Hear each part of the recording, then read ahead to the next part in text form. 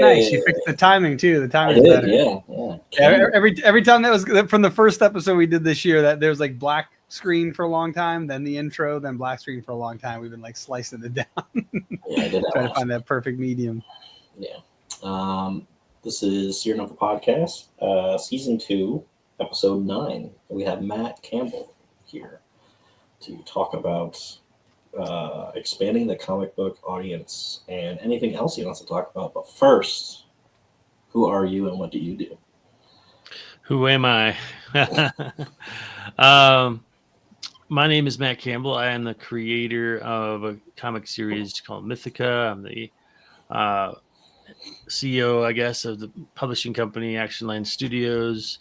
I'm also a teacher, professor at a college of design, and I teach concept art and graphic design, and I have a comic book class as well.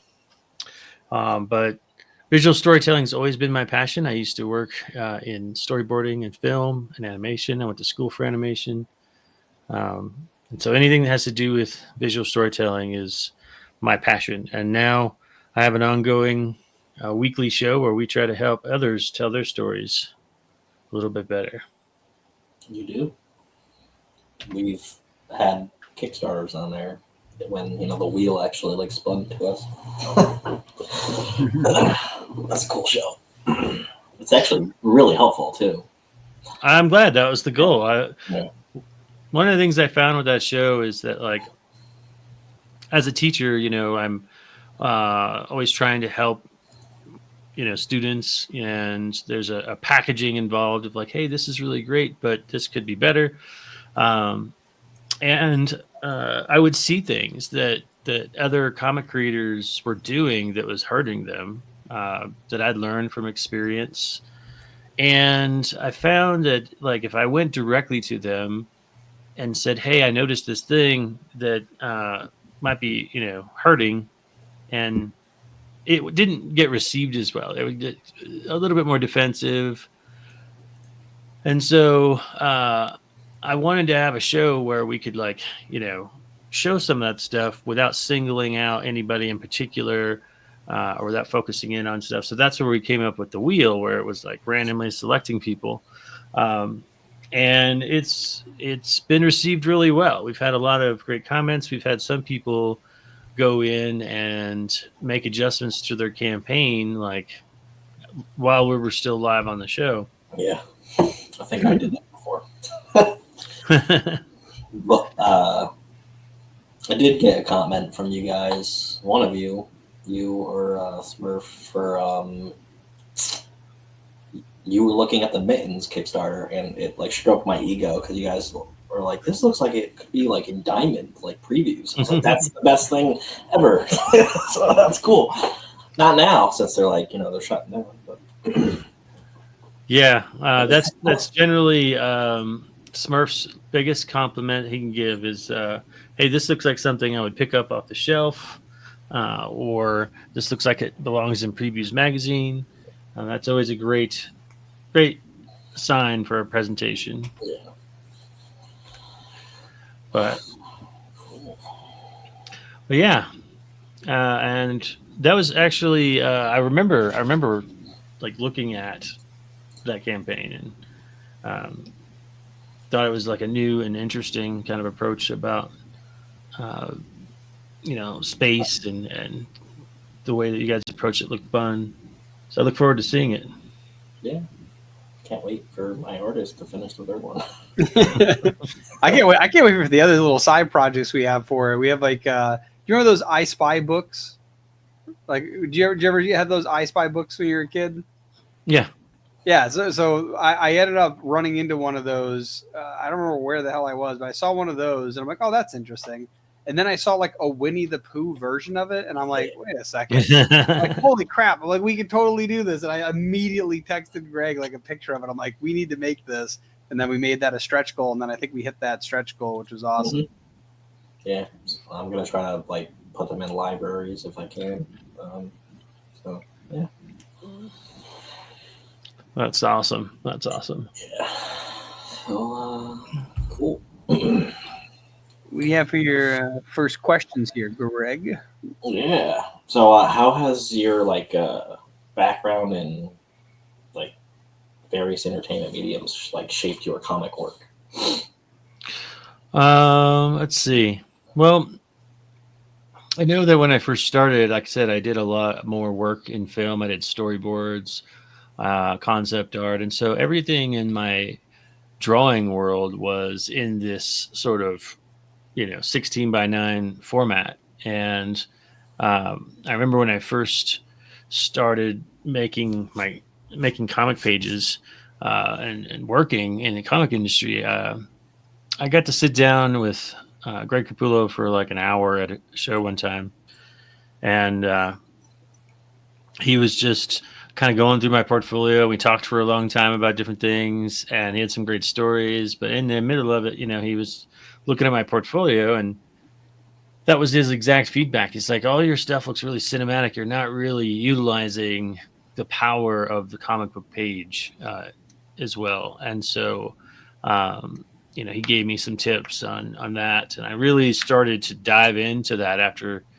he said that, because I knew how to draw. I knew how to connect, one panel to another, but I really wanted to start exploring more about like the language of the medium of comics. So that was an eye opener, and it definitely something that affected me. It's funny you brought up Greg Capullo. He used to live 10 minutes from my house, and I had no idea until he already moved. I went to this. Greg, did you come with me to that? Yeah. Yeah, it was a Chamber of Commerce event. I think, and I invited Greg to come. I met I think it was like a guy that just managed a bank, but his mom was friends with him, and he drew a custom Joker poster, and then wrote something like specifically unique for her husband, and then signed it and just gave it to them as a gift. And she was like, "Oh, like how much do you want for this?" He's like, "Oh no, it's just for you guys." And she's like, "What?" So it's like, man, that's like crazy. Like he was like literally 10 minutes from my house. He was so close. Wow. And then I think he moved west. I don't remember where he moved though. But yeah, that's very cool. Yeah, I think my favorite thing was like he was very, very East Coast, and he had so many like digs on Jim Lee, even though they're friends. At the time, like Jim Lee was the number one artist, and Greg Capullo was the number two artist, and he was like, I don't remember. He's like, I'm still better artist than him. He just gets more because he does all these other books for DC, But like he had a bunch of funny stories, and it was fun to listen to. But that's awesome. It makes me think of. Did you ever see or hear the show My Hero Academia? I've heard of it, and I've only seen like clips, but I've never actually been able to sit and watch the show. I 100% recommend. Wait, Greg, did you ever watch it yet? No. Oh, you still haven't watched it yet? I told Greg he's got to watch this because it's probably one of the best written animes I've seen. It's one of those things like I want my kids to watch one day because it has like super powerful lessons in it. But there's the whole idea is that the heroes in there are ranked, and there's a number one and a number two. So it's making me think of that. It's like, oh, you only because you'll be able to save a couple more people here, like some BS. And you got number one. I can picture Greg. Yeah, doing that. Yeah, that's funny. That's awesome. Go ahead. Oh, I was just gonna say. So yeah, you were sharing like how the cinematic design kind of was impacting your drawing. He kind of gave you that feedback, and what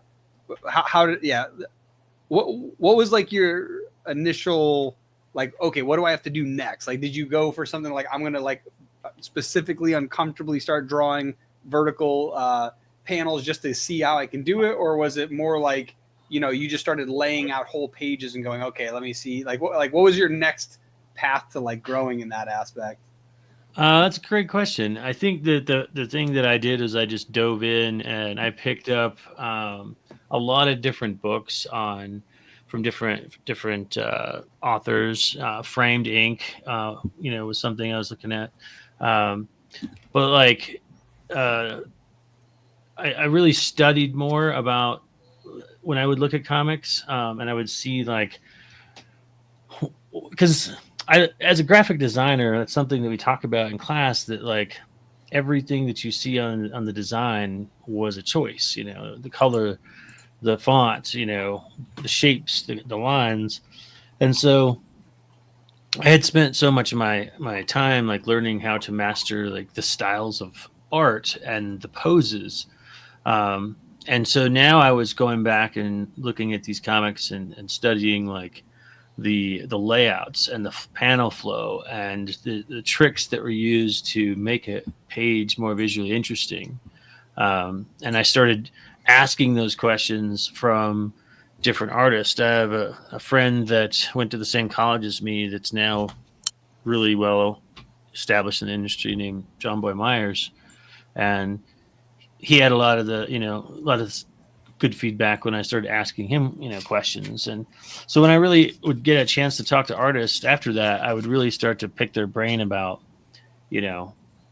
that specific thing. Cause like I was pretty comfortable with my drawing abilities, but, and then it just became an obsession. Like that's really what my comic class is really centered on, is that, I tell them like, you don't really need to know how to draw. We can trace the drawing that you need if you need it. But what we want to do is get the page to flow and tell the story as best as possible. What angles are we going to choose? How close are we zoomed in? How are we going to overlap panels so that the flow works? And I also noticed like a lot of professional comics. And when I say professional, I mean the big two, Yeah. Obviously everything in Image is professional as well. So no offense to anybody out there, but like, I would look at books coming out from the big two, and I would find all these mistakes now from like in recent works, right? Yeah. And so after having done that now for years, I've been teaching this comic book class for 8 years, and I met with Greg like 16 years ago. And so one of the things that I've noticed is that, a lot of the companies are going overseas or going to out of this country to hire artists because it's less expensive. They don't have to fill out tax forms for them. And there's great artists out there in Brazil and whatnot. But what I've noticed is that they're doing the same thing that I did when I started, which is study the style, study the poses, but then they'll have characters like breaking out of panels just for the sake of cool factor, but then the arm is leading us into panel 4 instead of panel 2. The overlap is immediately drawing our eye to the wrong panel. So I love that, because like I think that is the difference between I guess old Marvel and DC, but the difference between like an independent comic creator creating, just creating a comic book and being a storyteller using a comic book. Like that's definitely a huge distinction. Yeah. And like, some people, especially in like webtoons and stuff, you just have like a single panel over and over again. And then when they go to put together their book, it's just like almost like a Saturday newspaper comic strip. Yep. There's no consideration given to the flow. I also run into the same thing with writers. I've had a lot of writers submit their work to me, especially once I started Action Line Studios. And a lot of these writers are coming from a place of prose and writing books. And in those kind of situations, you don't care what page number you end on. You just write, especially since like reprints will have different size fonts, so that changes the page count anyway, Yeah, Greg started with writing the books, by the way, too. Like that's how we got into the comics, was he wrote everything, just in novel format. Yeah, and so then I used to spend my time trying to educate the writer and saying, okay, we need to like build up on page left, on page 2 and 3 to pay off on page 4, and then start again, and to keep this rhythm going of build up, pay off, and utilize that turning of the page. And then the mighty page flip. Yeah, and there's no consideration of that generally when people are starting to write. And I finally got to the point where I was like, I would love to help every single person. And you're generally grateful of like, oh, I didn't know anything about this. This is grateful. But I got to the point where I'm like, I can't spend, tons of time with every single person telling them how to, fix it, or spending my time like rearranging and trying to figure it out myself. So finally it was like, take your prose written script to another comic book writer and have them like help you. That was always something that it's funny that you mentioned that, because I remember when Greg and I first got started, I didn't understand that like why people would hire a writer. Like, isn't the original creator the writer? Because Greg got hired to write a couple comics before, and then we even hired somebody to write one of our comics. And for us, it was, for me at first, I was like, I just didn't understand that. But when I finally got into the editing side of things, that was a big thing I always noticed. Was I was very particular where I'm like structuring the plot and things like that. But eventually I'm like, hey, I just realized like the reveal is on the right page. Like that doesn't make any sense. Like we don't want that. And I'm sure Greg remembers, eventually I was getting to the point where I'm cutting his script apart just to make sure the left and right fits from the very beginning. And like, I'm like, well, I'll add a whole page in the front of this, like an intro page, just to make the rest of this work. If that's what needs to happen, like this needs to lay out, because I don't want them to flip the page for like the start of the epic thing on the right page. It's like that. It just ruins the whole point of comic books. And like, again, that storytelling, it's like scene by scene. Like you want them to want to flip to the next page. You don't want it to already be spoiled and delivered right there. Yeah. And it's really common. I mean, I also see, like characters will just be like panel 1. You want it to flow into panel 2. So you generally always have characters moving, this direction or looking this direction, and then, trying to get them. And a lot of people take for granted, like, that either people know we'll figure it out, or that people read left to right, top to bottom, so I don't need to do any work to explain the order. They'll figure it out. But then you'll see like there's one particular layout that I always tell my students like not to do, and basically it's here, I'll try to draw it in reverse here on this piece of paper, because I'm going to hold it up. Let's see. That's correct. All right. Yeah, it looks normal to us. Like it won't be me. Yes. Right. So, and this is talked about in some other formats, but basically this is a do not do layout. Right? Yes. Yep. And we do that. I see that, like I said, from like current books. But a lot of the artists, I'll look at the artist and it's someone from overseas. And there's two reasons for that. One, I think because they were doing what I did, which was study the art and the style and not the panel flow, because it's a whole another skill set. And on top of that, and this is going to segue into, I think, our topic for today, they're also heavily influenced by manga. And I'm seeing that more and more with my students coming in to my comic book class. Half or more of them, when I say, okay, bring a sample of your favorite comics and we'll just, show and tell, over half of them are looking at manga.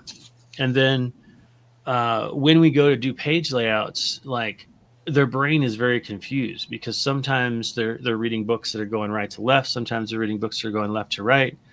And I'm like, look, not only do comics, the reason, all we read left to right, our books go left to right, but even like film and television go left to right. In movies, like if you have a character when they're running, if they're running or the car's driving, if they're going towards their goal, they're going this way. And if the enemy is chasing them, they're going this way. And most directors are familiar with that, because this goes all the way back to stage plays and Shakespeare, entering stage left, and so another one that I see with manga a lot is that in graphic design, we talk about how everything, every choice you make, every size of the type of panel that you make, it all has a psychological influence, right? And so whenever a student does something, I was like, why'd you do that? And if they say it looks cool, then that's the wrong answer.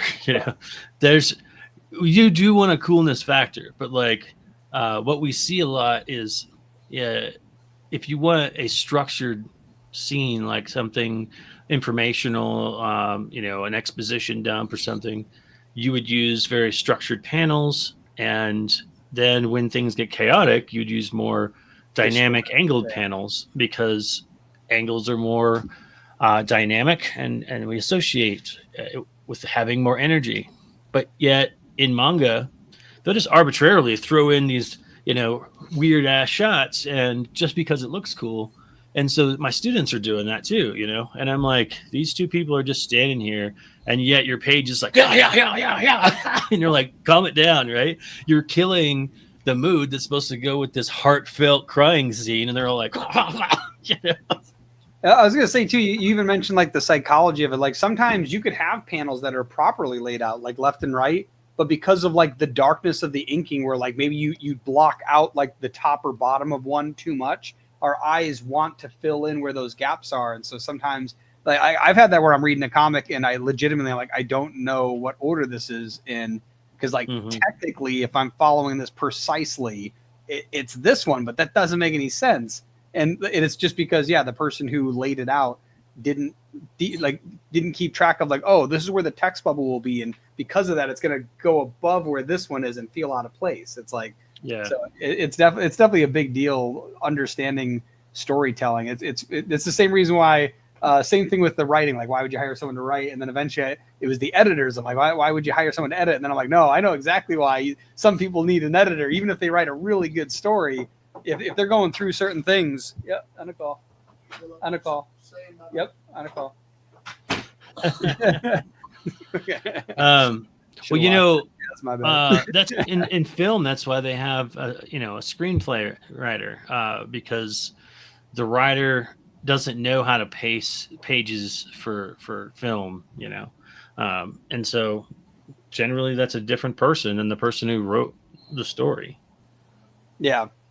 And honestly, sometimes it's good to have that outside perspective. Like one reason why it was good that I could edit Greg's work was that I didn't know the whole story when we first started. He gave me like an overview, but I didn't know exactly how it's supposed to lay out. So when now I'm going through his writing and I'm like, I don't understand this. Like what's going on here? Like what's happening here? And because of that, I was able to break that down a lot better and go, oh, like you're trying to get me here. I'm not there. Like, let's work on that. And so it's helpful in both the writing and then, like I mentioned, the page flips, things like that, where I'm like, hey, like I want this to be exciting, but like you've already delivered it. I don't have a reason to flip the page now. It's like, it's definitely very cool stuff. And the playing of the panels, like making sure that it doesn't just look cool to look cool. Like, we've worked with a variety of different artists, and we've definitely noticed there's some that know this is when you can do it and this is when you can't. Like the going forward, I never even thought about that, but that makes perfect sense. Like in films, like going in one direction, it's probably just an easy way for anyone to adapt like what's going on. Well, it's been ingrained in our brain for centuries, and yes, there's this one sect of society that beats it for the opposite direction. Now, what's curious to me is whether or not that carries over to other aspects of their world. Like for us, like I said, we see left to right in plays, we see it in film. Like when they have a play, do they come in from the other side? Yeah, like in Japan, you mean? Yeah. I would love to know. That'd be super interesting because I think that's the other interesting thing too, is it's hard to know if that's because we write left to right, we think left to right on stage, and then stage just translated to film, because the Western society that writes left to right is the predominant creator of almost every form of entertainment. So it might be due to the way that we write that's why it occurs. Where like maybe there's old Japanese plays or theatrical pieces that actually go right to left, top to bottom kind of thing, or top to bottom, right to left, right? So it could be that they actually are structured in that format. But yeah, that's a nice little fun historical thing I'd like to learn. Yeah, I don't know the answer to it, but I do know that it's something that I try to get my students to be more conscious of. But going back to the idea of the topic of this was like how to expand our audience, um, and the reason that I chose that as a topic is that I look at my students who are reading mostly manga and I ask them about comics, and I look at the fact that like comics is this tiny sliver of America and culture that actually reads comics, and then indie comics is like even smaller. Um, that's why I always chuckle whenever I see some comic book artist that's getting a big head and thinks they're all that. I'm like, dude, Jim Lee could walk down Fifth Avenue and most people wouldn't know who the fuck he is. Like, I'm sorry, but like that's how small our world is, you know.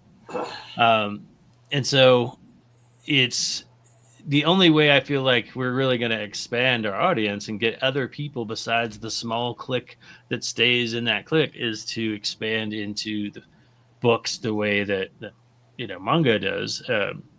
Manga's outselling comics in this country right now. Oh yeah, by a lot too, I think. And the thing is, mangas don't come in floppies unless some local company has repurposed them, which I have seen sometimes. But for the most part, they all come in book form, and they're being sold through companies, like Penguin and Scholastic and things like that.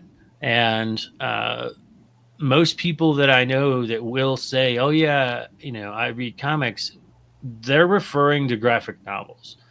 The only people that are buying floppies anymore are collectors, and then they're flipping them like on Whatnot or eBay, which is why on Kickstarter that exclusive covers and metal covers all do so well. So I sell on Whatnot, and I'll go there and I'll look at other shows, and it's just one variant cover. And now these are big time covers for like, Vampirella and these, companies, but like they'll have like 6 different versions, just steadily getting naughtier and naughtier.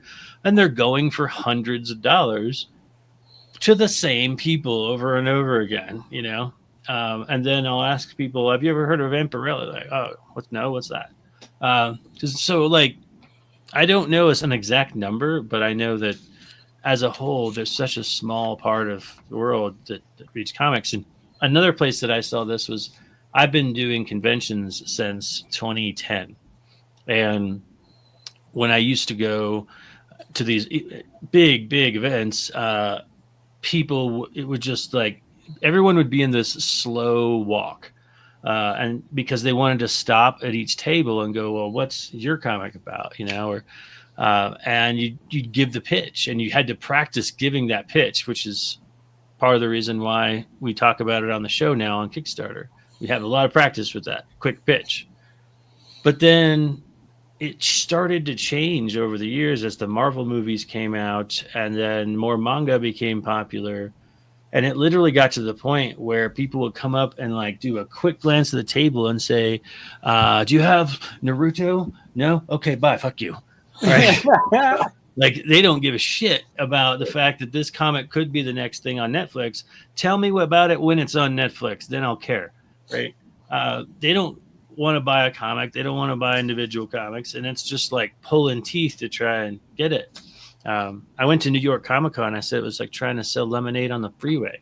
Just like, hey. Because like people are literally running to the next freebie giveaway or the next signature. It's funny, actually. I was thinking about that. And, I've been actually trying to map this out, like a trajectory for independent comic creators. I've kind of noticed that a lot of people do try to go to those larger conventions thinking, oh, there's more people there. That means more chances to sell. But honestly, I do believe when someone goes so I went to New York Comic Con once, and I went there for very specific things. I did not stop at a single independent comic creators table, right? I went there for the thing I wanted to go there for. But when we go to smaller conventions, so like there's one in upstate New York, Saratoga Comic Con, they have about 8,000. Like that's like, a 10th or what, a 20th of the size, right, of New York Comic Con. And right. we actually we make our like double, triple our table costs. And so we make plenty of money for that. And we have plenty of people stop by that are very genuinely interested. They're like, oh, that's cool. What about this? What about this? So it almost seems like, because a place like New York Comic Con, again, you might get 80% of the people there that are pop culture fans, not like collectors or fans of artwork and fans of this. Like they're fans of like, Spider-Man, Goku, like, they're like a specific fan.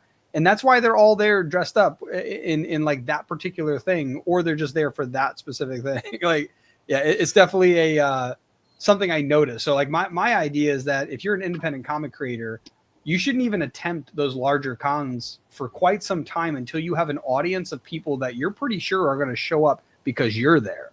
Right. And I think that's a good way to really think about it. Is there's plenty of conventions that are between 5,000 and like 50,000 people that would be way more valuable of your time than going to like these, MegaCon, like that's just huge. If you don't have the audience pull yet, because if you get a couple people sitting around your table, even if someone doesn't know who you are, that's going to draw a crowd. Like that happens in every space imaginable. So it's definitely it's definitely something that people should consider when trying to build a fan base. Is don't go where all the people are. Go where the people who would actually look at you are. I just realized it's kind of like going into the ocean and fishing with like a pond, level fishing rod. Like you're not like it's not going to turn out how you think it's going to turn out. They're either going to pull the rod in with you, or they're just going to snap the line and they're gone. Like they're not there, to wait around. I feel like I'm on issue like 9, working on issue 10 now of Mythica, and we've always done them as like individual floppies, and then there's a chapter wrapped up into a graphic novel. And once I like turned the first book into a graphic novel, I went through the trouble of getting it set up at a print on demand service. I got all the ISBN numbers for the different versions of it. And then, I slowly ended up getting it, in places like Walmart and Barnes and Noble and Amazon. And now it's, in places all over the world. And it's like, if someone orders it, like my printer is in like 3 different places worldwide, like Europe, Australia, and here, I think. And so like they'll print whoever's closest, but then like that opens it up to a lot more. So like, now I can bring books, and I could bring a few comics too, but I can bring books and go do a signing at Barnes and Noble, as an author, and all kinds of people that I would not normally be coming to my table or coming up and checking things out. And they're interested in stories. They're just not normally looking at the graphic novel section, and so that's the opportunity to have that good hook, because I'll sell books like that to people who are like, oh, that does sound like a good story, instead of in the comic book universe, in the crowd, it tends to be, how cool is the artwork? And what kind of variants do you have, and is there resale value in this, and so I think that's my thought on one of the best ways to expand our audience, is stop trying to only market to the comic book audience. 100%. I think that's the other thing too, is that's something Greg and I also stumbled across. It's like most comic book fans are actually Marvel DC fans. Like they're a Batman fan or a Spider-Man fan. Like if you want to get, younger people, which like that's the only way to build a sustainable entertainment company. All forms of entertainment become stale to those that are older. Like that's why music, like I think when you're 25, you've basically decided all the music you're ever going to listen to. Like you'll throw in stuff in there, but like it's all back here. You know what I mean? Yeah, I'm still stuck to the 80s, but yeah, I'm still stuck in the 80s, and I wasn't even there. It's like, but it's one of those things where I think that people think that they're going to capture the comic book audience when really you're trying to find your audience. Like there are plenty of people that if they just knew that horror was a genre in comics would be interested. There are people that we've talked to where they're like, I didn't even know there was a genre outside of superhero for comic books. And so by just like, that's why our Mittens one is our best seller. It's done the best on Kickstarter. It's done the best at what's it called? At conventions.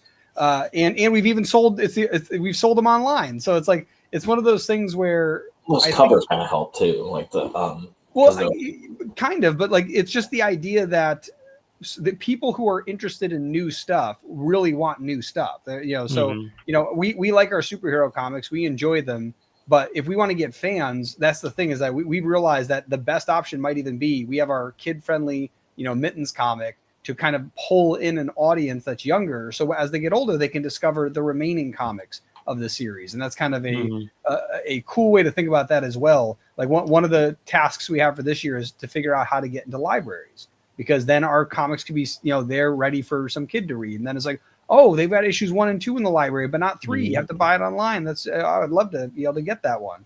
Like that's kind of the idea of, trying to build an audience that's younger. And that's also why I think doing something like New York Comic Con or San Diego Comic Con is very rough if you just have a few comics, because, first off, there's way more adults than kids there. But if you go to smaller conventions, I've also noticed that there's more kids there. So you now have an opportunity to get a younger crowd. Now, when I say kid too, I don't just mean like, 5-year-olds. I just mean like younger than 25. Like if you go to New York Comic Con, there are a lot of adults there.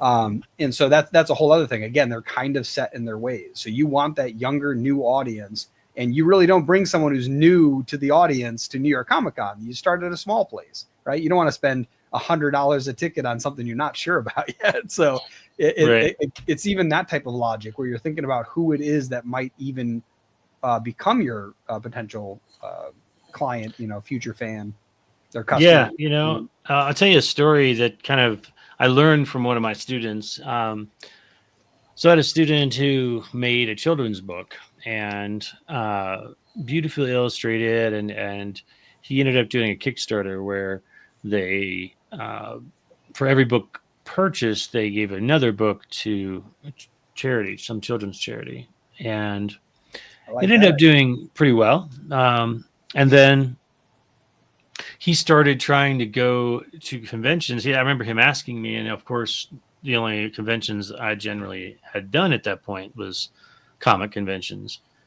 And so he went to a couple and didn't really have much luck. He was fighting an uphill battle. People are like, A, I'm here for comics. That's not a comic. B, it's kind of for kids. And C, it's, I don't know who you are or what this is about, Yeah.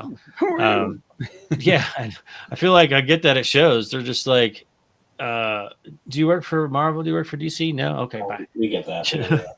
Yeah, we get that too, but I do think just on that note where like some people say they struggle at conventions, I've also noticed, and this is again typical of any artist, so whether this is comics, books, film, actors, whatever, many of them are musicians too. Like they're shy when it comes to promoting their works directly, because I've noticed people that go to a convention and they kind of just sit there thinking people are going to come up to their table. It's like, you kind of got to be a carnival barker. You got to be, oh my gosh. Yeah. You got to be drawing a crowd, because, and Greg and I like have been making like some friends at local conventions that we go to. And there's times where I chatted with one of the booths and they're like, oh, how you doing? I'm like, we're doing pretty good. We already made the table back. It's halfway through the first day. And it's like, that's awesome. And they're like, oh, wow. Like, what are you doing? I'm like, you got to call people. Like, it's not their job to be interested in your stuff. Like you got to sell it. You got to market it. You got to be like, hey, look at me. Look over here. You like cats? Right. Yeah, exactly. Well, what the student of mine did was he's like, all right, I'm not having any luck at the comic convention. So I ran into him later and I was like, how are things going? He's like, oh, it's going great. And he was making like more at shows than I was. And I was like, where are you doing this at? And as it turned out, he was getting into gun shows, and it cost like $40 or $50 for a table at a gun show. and he was the only person in there that was selling something for the kids. And so like they would come through and they would spend all this money, and then they're like, oh, we didn't get anything for the kids, or the kids would be with them and they'd say, oh, there's something that, you know, is actually fun and interesting. And he was making thousands per show. I was about to say, Mittens gets loaded, locked and loaded. Yeah, and his book had nothing to do with guns. It was a very positive message, kid friendly, like ducks in the pond, outdoor kind of thing. Oh, it's the ducks, that's why. And you know, and it was just like, you know, it reminded me that, like, you know, like you were saying, like finding the audience for your book, it's not always just in the comic book realm, even if what you've made is a comic. And so like for my book, Mythica, it's you know, got a Scottish character, which is why I started the book. And we ended up, you know, focusing on that aspect, getting a lot of Celtic mythology going. And so now, like, I'll join like the Facebook groups, you know, and the Scottish groups and things like that, because they're more interested and excited about that angle of it. And it's much easier because there's nobody else in there like competing with me, that I'm bringing something fresh and new to the group. They're like seeing picture after picture of guys in kilts, and then all of a sudden there's like, you know, this illustration and this story and this drawing, and they're like, oh, that's cool. And much easier time, you know, selling stuff than trying the traditional route of like putting it in a store and waiting for someone to walk in and buy it, you know.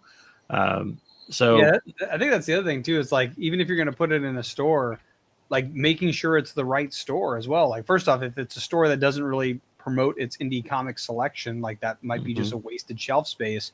But also, you know, you could probably sell, like, let's say you sold horror comics, you could probably find a shop that sells, you know, Halloween costumes, like, you know, Party City or whatever.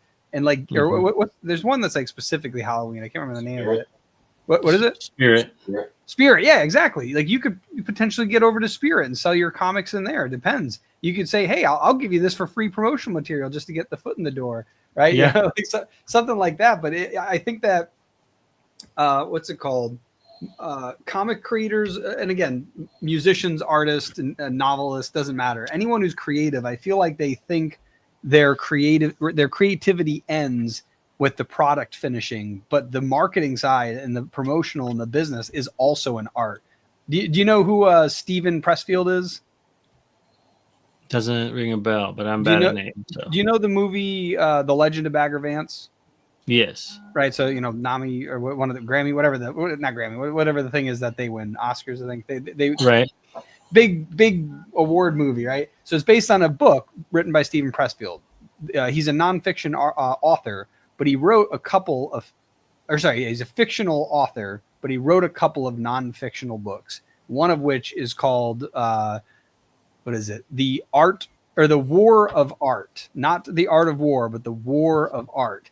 And the cool thing about it is he talks about how, like, people who want to be creative, like, there's no such thing as a starving artist, because a true artist is a professional, and a professional gets paid. Like, that's like one of the rules essentially. So it's like, if you don't like finish the deal, you're not an artist, you're a hobbyist, right? You like to create things, but you don't like to do the work of selling it like every other profession on earth, right? Right. And so one of the interesting things, though, he also says in the very beginning of the book is that it doesn't matter whether you're a musician, like an artist, a painter, or even an entrepreneur, because an entrepreneur itself is also an artist. It's the painter of businesses, right?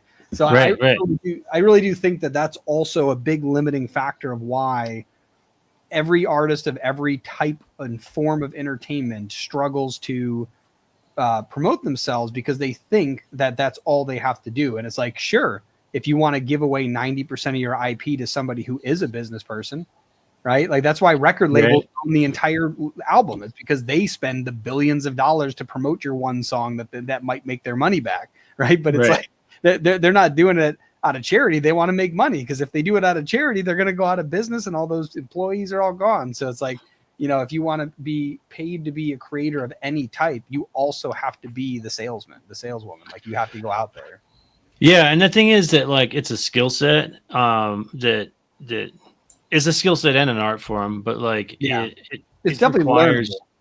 It's learnable. It takes practice. Some people pick it up naturally and faster. Other people got to work harder at it. But, you know, just like learning to play basketball, but it's still something that is another skill set. And I think that, you know, just like the saying goes with the skill sets, you know, you got to put in hours and hours and trying things and practicing them and failing before, you know, you're actually good at it. And marketing is definitely one of them.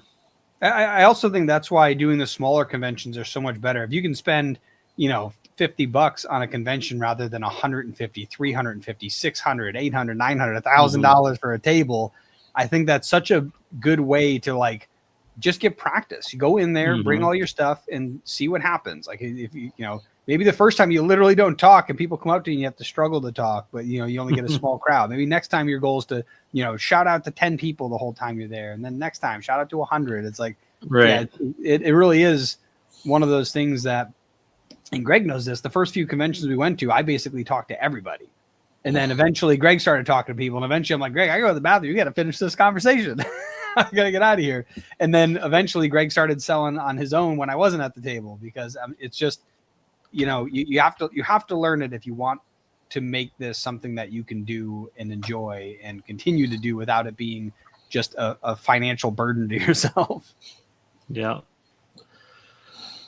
But yeah, that's where I think we need to focus on, you know, as indie comics, as future, because otherwise, you know, people are just going to be selling, you know, $12 here, a couple hundred here, and not really like getting anywhere. So I think getting to book format and paying attention to, like, you know, stuff that's being interested in from these people, because the people that read comics now primarily are, you know, older, our age, and they're very used to, like, a certain way of doing things. If you suddenly introduce, like, a romance comic, they're like, I don't want that. But kids, like, my students eat that shit up. You know, they love these books that are like, hey, this is you know, a story about, you know, two gay boys that fall in love, and, like, all the time I have someone bring a book to class like that on the first day where we have books. And it's always a manga, because there's very few comics that are doing that, you know, because it wouldn't sell against the comic book crowd that's normally buying the comics. You know, that crowd wants, you know, Spider-Man, action and boobs. They want punch, pow, boom, bop, bam. Yes. Or boobs. Yeah, or boobs. Oh my God. I heard at one point Kickstarter might do something about that, and then, like, 8 months later, I'm looking at it and I'm like, I don't know if they're doing anything about that. I still see a lot of people doing it. It's Stripe that's doing it. Yeah. Did you hear about that? Where yeah, and I was kind of laughing about that, because Stripe was the one that was, like, putting constraints on them, but yet Stripe's also the same provider for OnlyFans. I was about to say, like, yeah, was it Pornhub or something? The thing that's stupid, because, like, I think that's wrong. I think that a wise move from Kickstarter would simply be to understand that, hey, if you put giant boobs on your comic, it's clearly not a kid's comic. Maybe we start filtering out obviously mature, you know, content versus not mature at a minimum. Because there's tons of children comic books on there, and they blend in with these giant, you know, titted women. It's like, this isn't it? It's just not enjoyable. Like, I remember going on to Kickstarter, looking up the top rated comics, and 6 out of the top 9 were all giant boobs, and I'm like, I'm just not even interested in those comics, because whether or not they're good stories is irrelevant. The fact that that's what it, like, to me, it's kind of like, you know, if you need that, maybe the burger doesn't taste that good. Like, you got a giant ad of boobs up there. Like, I want a burger that somebody's telling me, like, yeah, this burger's awesome.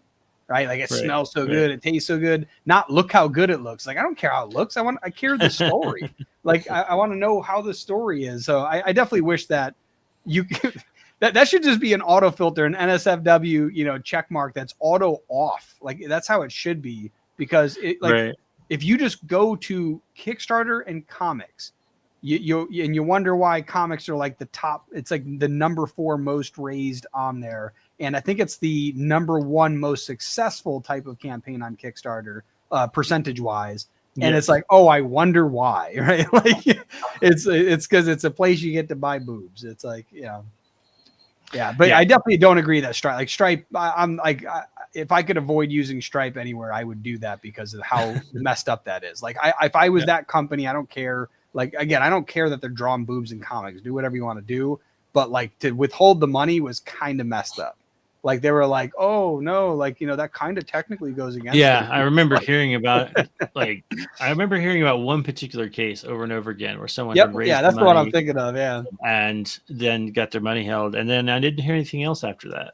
Well, I'm assuming because they probably sued the crap out of them, because it's pretty easy to go, hey, don't you support OnlyFans? Like, actually, I just saw like one of my creator friends try to launch a campaign on Kickstarter, but Stripe said no. But there's nothing like very like graphic like that in that comic, but in his other comics there are. So it's just very weird that I wonder if he got flagged as like a potential, Yeah, they're like, issue. oh well, yeah, like, and then he tried to dispute it, and then Kickstarter's like, well, Stripe did say, and he's like, yeah, but there's nothing wrong with this. So he's like, now I have no idea what I'm supposed to do with that series. And I think the one thing that's rough about that too, because very, very easily after that they could block a genre of comics, and it's like you don't want that. Like the art form's already difficult for people to get into, and try to create this vision of whatever it is they're trying to create. So yeah, I always hate when they do that. But and the problem too is I mentioned this to some people. They're like, oh, I think eventually I'm going to get off of Kickstarter. I'm like, you could say that, but you don't understand that Kickstarter is also like a convention hall. You're going to run into people that you didn't know, and they didn't know you. So by not being there, it's kind of like going, I don't like Facebook, so screw anybody who might have found me on Facebook. I'm not going to go there. It's like, you can, but like there's a lot of people there that might like your stuff, and you're telling them screw off, not Facebook. It's like, I don't like this street, so I'm not going to go down it. It's like, what if all your buyers are on that street? Like, you can't be picky on that. It's like, there's a difference between like, running Facebook ads and giving the company money versus having a platform, on there, or having a page on there or something so that people can come to find you, or having, a group so that you can cultivate an audience, things like that. But it's definitely something I think is a almost obligation, is to be on Kickstarter as an indie comic. Not really, because not everyone has to do it, but again, it's like a place people can find you, even if you just do it to fund merchandise, As far as having a Facebook page? Oh no, I'm talking about that too, but like I'm talking about Kickstarter as well. Like it's one of those things for like a lot of indie creators, like unless they've got a huge backing of money, behind them, it's like that's a really powerful place to get funding for your comics, whether it's the creative process or the printing of them. But it's also just as much, if not even more, a place to find fans. Like we've had people that found us on there that never heard of us before there. There's somebody who regularly goes to Kickstarter to look at new things. It's kind of like in the tech industry. You have Product Hunt. Product Hunt's that website where it ranks like the newest software that's out there, and you can see what's a cool thing. If you're not on there, the people who are the guys and girls that want to find new tech aren't going to find you. Similarly with Kickstarter and the comics, like the people who were actively looking for new, kind of like you were saying, going to the gun show for kids, like that's brilliant. Which I'll have a question for you in a second, but it's like the idea of being able to go onto that platform is as a marketing tool, I think is just as important as the fundraising tool. Yeah, I agree with that. I think that, again, we mentioned this on our show just a couple episodes ago, and that is that like because of the challenges that comic shops are facing with Diamond, the indie comic community is going to be facing some of those same. It's going to bleed over, and one of those ways is that a lot of the companies are starting to use Kickstarter as a way to reach out to their market and have a direct to market kind of situation, which means that, they're going to be, putting up very professional looking content. And that's what the consumers on Kickstarter are going to have next to your work. And so the bar has to be raised on the presentation side, especially as saying, so you can get their attention. And going back to what you were saying earlier, that skill set of how do you choose the right image for your market? How do you use the right taglines? Our show, I've been watching a lot of the like indie comic shows on YouTube, any ones I can come across.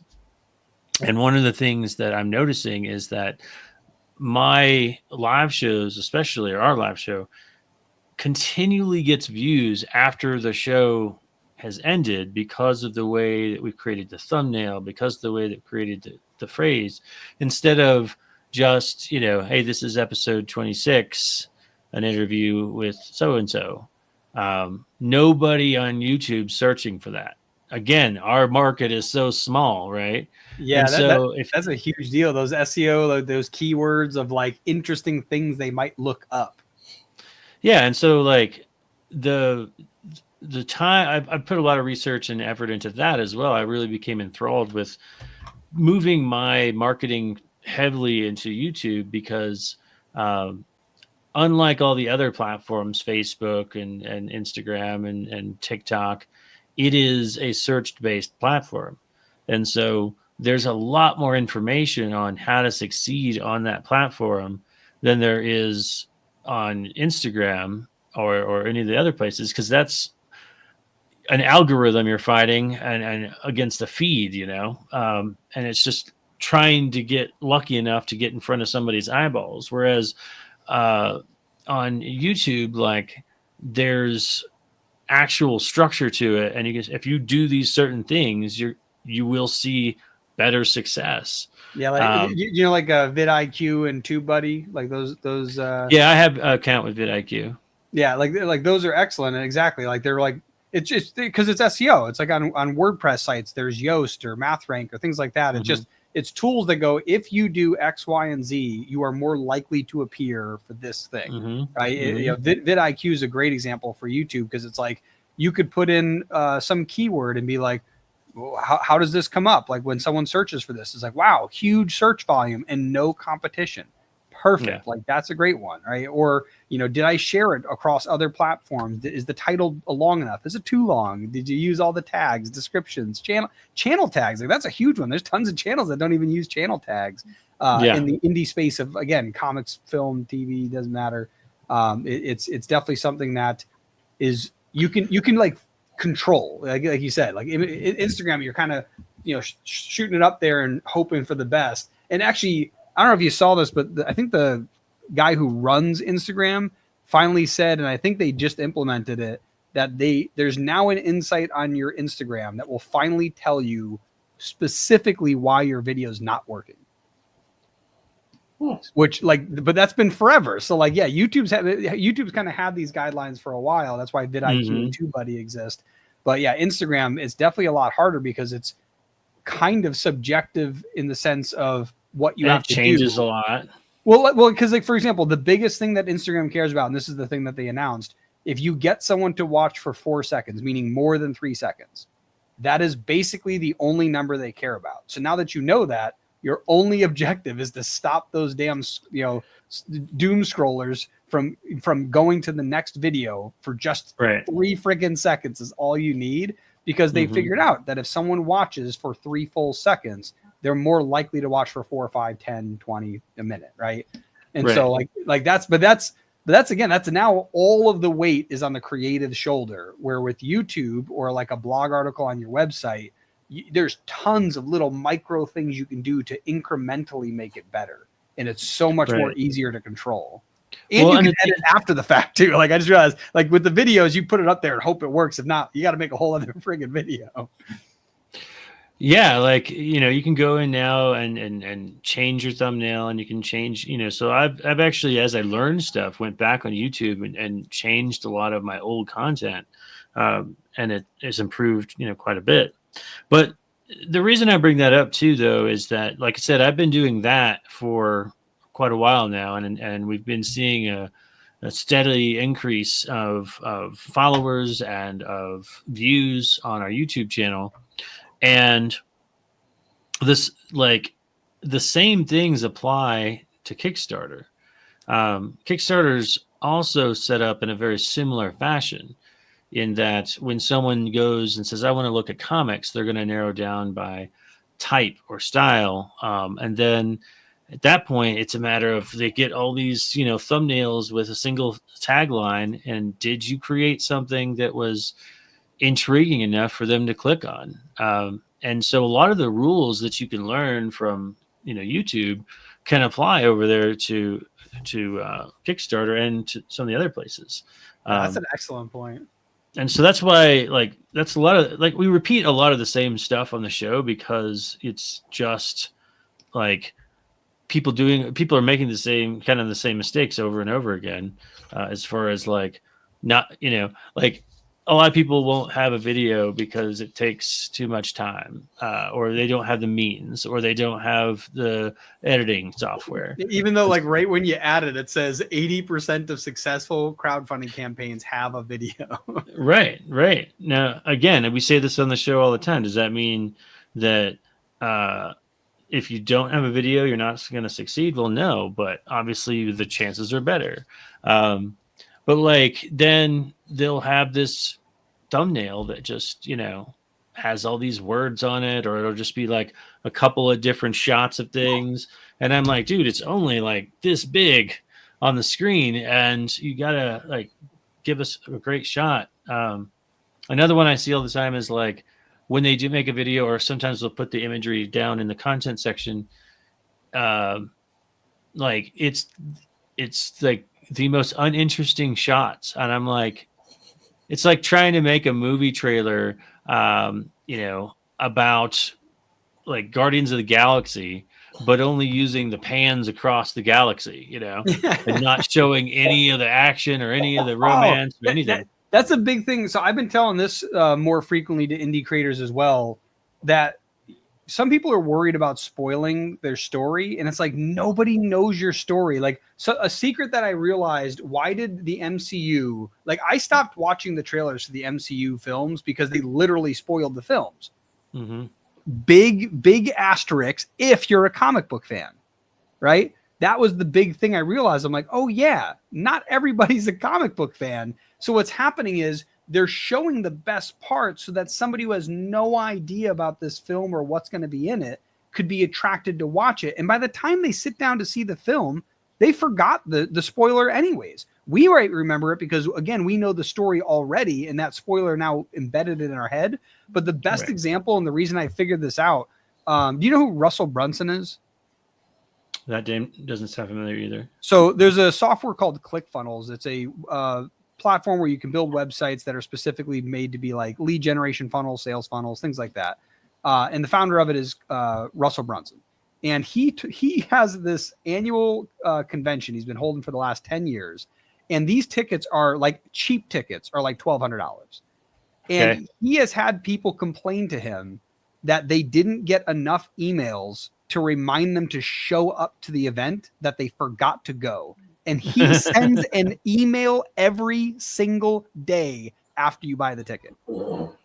And people are like, oh, I'm sending too many emails. I'm posting too much about it. I'm talking too much about it. No, you're not. Nobody's looking at it. Like people over, it's that whole thing where, like, like you spill something on your shirt and you're like, oh no, everyone's looking. Like, literally no one's looking. We over assume how much people are paying attention to us. So they under deliver on how much they should be broadcasting, just like the carnival barker at the convention. Like, you really need to, like, you have to shout to get somebody to even look in your direction, let alone listen. So I definitely think that's the case when it comes to things like Kickstarter. Like, they're so worried they're going to spoil their big thing when it's like, dude, nobody knows your story. It's all in your head. Like Right, if you want right. somebody else to learn about it, you better make it damn interesting. And if your most interesting part is a spoiler, well, that sucks. You're going to have to spoil it so that they want to watch it. Right. Or, I mean, yeah, generally there should be more than one thing happening in your comic. So you would Yeah. hope. But the general idea is just like, yeah, if you think that showing your best stuff in your comics is a spoiler, like, no, like it's a requirement. Like, I'm not going to chance that the cool parts of your comic are better than what you showed me. Show me the cool Mhm. parts of your comic. Right. Right, Like right. you could do stuff like maybe removing text might make it less of a spoiler, maybe showing part of it. Right. With curiosity, Mhm. pique the curiosity. But yeah, definitely. I think that people need to overshare what's in their story, especially because, like, again, nobody in relative terms knows about your story. So you need them to want to be interested. Yeah, I actually I run into that with my students a lot when we're making our book and even sometimes when I get scripts submitted to me that like people uh, feel like it's a good idea or a good gag or a good joke or a good punchline, and I'm like, that's because you know what's going on in your head, these characters, and like my job as their instructor is every time they say, does this work? And I'm like, well, let's hand it over to this person over here and see if they get it, what's going on. Because like you think it makes sense to you because you know the characters, and you know that everything they're thinking and their abilities, and the audience always doesn't. And so that's probably one of the biggest challenges I think about writing your own books is trying to look at it objectively from the point of view of someone who has no idea what's going on. And we talk about that on the show. I mean, that's kind of our whole approach on the show is watching people's Kickstarters from a point of view of a consumer that has no idea, what's going on. And fortunately, most of our submissions are new, and so we don't know a lot what's going on. Every once in a while, we get people returning. Like John Dexter was just on for Drumsticks of Doom, and but by this point, we've trained our brains to be able to like turn off any awareness of knowing the story. Um, but yeah, I think, and for us to succeed and expand our audiences, we really need to treat it more like books and reach out to people in different communities and different places than just the comic community. I mean, I agree with everything you say. Kickstarter is a great place. You can find a new audience there, but But so are they're gun shows. yeah. So are gun So shows. I was gonna ask as like a kind of final question. Like you mentioned gun shows. Obviously, we talked about Kickstarter as one of those ones where it's like a known place. Another one I think that people under consider would be things like libraries, depending on the appropriateness of the book potentially. But I would say like there's plenty of like hidden gems out there. What hidden gems have you found or thought about for independent comic creators of a place where they could go to sell their comic, whether it's genre specific or just genre neutral? It's just this would be a good place for comics to go that most people don't think about. Well, again, I feel like it's, if we start with the broad sense, like I said, if you've turned it into a book and not just a comic book, but you have it as in a graphic novel form, ISBN, then you can really start to open up to going to bookstores. And bookstores, just like comic shops, are always eager to have someone, in the shop to bring in more people. And whether it's a larger one or a smaller one. So I think, bookstores, like you said, libraries, things like that. But then into getting into genre specific, I think that like, again, for me, I try to think about like what my story is about. And I'll give you two examples from my universe. Number one was Mythica, and like I said, I do go to the groups online, but I also go to a lot of the Highland festivals, and it's difficult sometimes to set up at booths at different kinds of festivals because the price range is all over the place. A booth at a Comic Con is generally a few $100. a booth at a Highland Festival, they only have usually one section for vendors, and these vendors are selling stuff like leather and swords and kilts, and so they're selling thousands of dollars worth of merch by the time the weekend's over. So tables generally run, 1,500 like plus, 1,000. and so you're like, oh, I can't do that. But I did, like, they have all these clan tents where, like, my clan Campbell had a tent. And so I would just go in there and set up my comics. And as people came by, I would give them like a QR code where they could get it online, or every once in a while I'd sell them one, but even though we weren't supposed to, It's cash under the table. yeah. But like, there's a lot of festivals. There's another one, like flea markets. There's a lot of arts and crafts type of flea markets that go along. And anytime that, you can be something different in this market, there's like pottery and jewelry, and then all of a sudden there's you. And it's sometimes a hit and miss, but like, it's generally when people are going into those environments, like, they don't have an expectation. So they're just like, let's see what there is. And they're walking a lot slower. They're observing and they're checking things out. But like farmers markets. I was going to say flea markets and farmers markets. I noticed. Yeah. So the other one that I have is actually still, I haven't launched the first issue. It's still in production, but it is a story about like a group of swimsuit models that gets stranded on an island that turns out to be a time island. So they wake up, it keeps changing in time. And I was inspired to do this because I went to an island in Mexico for a vacation, and the island is called Isla Mujeres, and the book is called Isla Mujeres. It's the island of women. And so I made artwork for, like, at first it was just a sketch. I was considering for a cover or something. And then I ended up putting it on a beach towel when I went to Isla Mujeres, and I also put it on our shirt. It was my girlfriend and I at the time. And so it said Isla Mujeres, and then it had artwork on the back of this, like, one of the characters from the book. And like, I sold towels there that people didn't realize it was a comic.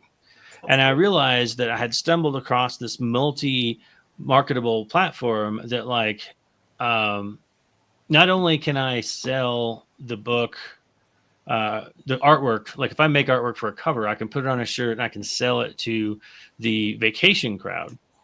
But I can even take that same artwork and change the name out and put Fort Lauderdale and sell it to people there. Right now, I'm multi-purposing the energy and time I put into that thing. But then people find out that it's also, a comic. And so, again, I can go down to Isla Mujeres with a stack of these Isla Mujeres comic books and sell them all day. In fact, I'd probably just find a Mexican publisher down there or printer down there, and like, I was like just thinking, like, you might be able to find a resort on the island and partner with them and be like, hey, yeah, you can. They'll give them out in each room, although it'd have to be the right kind of, like, adult only resort probably, because it's Well, a lot of those resorts are like, there was an unlimited drinks, so like they typically bring like 21 plus people there anyways. But the resort I stayed at was supposed to be adults only, and we didn't see any kids. Yeah. But so I mean, cruises are the same, same kind of thing. A lot of cruises go by there, So like, I think partnering with somebody that does something similar, and so like, there was a company that made these leather coats that are very much like pirate coats. And I ended up using that design in, part of one of the issues, and then, partnering with them. So they had comics at the shop, like, hey, buy this jacket, you get these comics thrown in. And, they can put ads, in the book and things like that. So I think that, again, like, really looking beyond the traditional. I love that comics. idea, by the way. That in particular, like partnering with somebody, because I don't know how your deal worked out with them, but you could potentially partner with somebody in that aspect. Like something of theirs just happens to be in the comic because it fits. You then can offer them a sponsorship page that maybe they pay for, or not. And then you could go, hey, I'll sell you my comics at cost or like slightly more. Just give them away at your shop when you do giveaways. Then you don't have to give discounts on your products, but you get to give something away that's not too costly to you. Like that's such a brilliant idea. Like that's really the stuff that I like I said, I feel like creators need to be more creative in their selling. They just need to use that same brain and just go, how can I get this into people's hands in the most, ingenious way ever? I love that. Like, that's a great idea. There's a creator, Pat Shand, and he has like a whole other comic company, like publishing company, called Cheeky Comics. I don't read them because I'm not for that stuff. But he actually like tables at like adult cons and sells well. Yeah, I mean, I feel like if you have the right kind of content for that crowd, you could probably still sell it to them too. Yeah. So again, I feel like it's about not thinking of it as a comic, but thinking of it as like, who is this content for? We talked about that on one of our shows. Like there was somebody who had a biker book, and it was doing very poorly on Kickstarter. And I'm like, you probably didn't spend a whole lot of time like building an audience. He didn't seem to have much of a like online presence, but I'm like, go to biker shops, go to motorcycle shops, go to Harley Davidson and say, hey, for every Harley Davidson, like give away one of these comics. There's biker rallies where like they all get together, like just, oh my God. Yeah. I mean, if you're in that community well enough to have made a book about it, you probably know those people. Well, like for example, we have a comic about a superhero with tattoos. Greg and I have already talked about getting that into like a tattoo con, like, where people are getting inked, and Greg's got sleeves. So it's like, he's in that world. It's like, it's one of those things that, absolutely. I think that getting in the world of your fan and then selling there instead of where everybody else is with all the comics. Yeah. So try to bring them to the comic book world, go to their place. Yeah. Yeah. Exactly. Make comic fans. Yeah. Maybe that's the lesson. Like, don't sell comics to comic fans. Go make comic fans by selling to your fans. Like that's how you got to do it. Yeah, exactly. Cool. So there we go. Greg, we got a name for this, Make comic book fans. We always try to come up with a name for these episodes. Yeah. I get you. That's the important part. I'm going to have to head out pretty soon. So we're just going to ask. If people can only go one place, where do you want them to go first? That's the first question I got. I would say right now my platform of choice is YouTube, Matt Campbell Art. I do have a Patreon, so if people want to support the show or support my comic or get behind the scenes, like how to do the type of things, most all the tiers are around $5. It's just Patreon, Action Line Studios. And then, of course, there's the standard Facebook, Instagram. I'm on Blue Sky now, all as Matt Campbell Art. And what's your upcoming big thing that you want people to know about? Well, Greg was just asking me that at the beginning. We just wrapped up a Kickstarter for issue 9, and I'm in the middle of producing issue 10. I like to get a good chunk of it done before we actually launch. And so really right now it's about, checking out the show, learning how to promote and market your book, learning how to present your book in a way that's going to get you more followers, more viewers, and eventually more fans. So that's every Friday. It's called the Comicbook Showdown of Ultimate Destiny. Fridays at 11:30 Mountain Time on YouTube and on Facebook. Awesome. That's our big one right now. Well, that was episode 9 of SeerNova Podcast. And so go follow Matt and watch. Thanks for coming. Yeah, thanks for having me. Definitely.